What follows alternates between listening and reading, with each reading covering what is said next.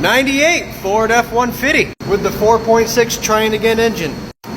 Customer states misfire. He had it at a couple different shops and people told him it was either an intake or a head gasket, you name it. So we brought it to us for a third or fourth opinion. After we started it, we noticed it did get a bit of a misfire and that it was on cylinder 4 is what we see from the scan tool. And after pulling the plug, this is really soaked with coolant. And this has got the good old aluminum intake, which you can kind of see back there is a bit corroded. So what we're thinking is coolant's leaking from the intake and going into the plug hole.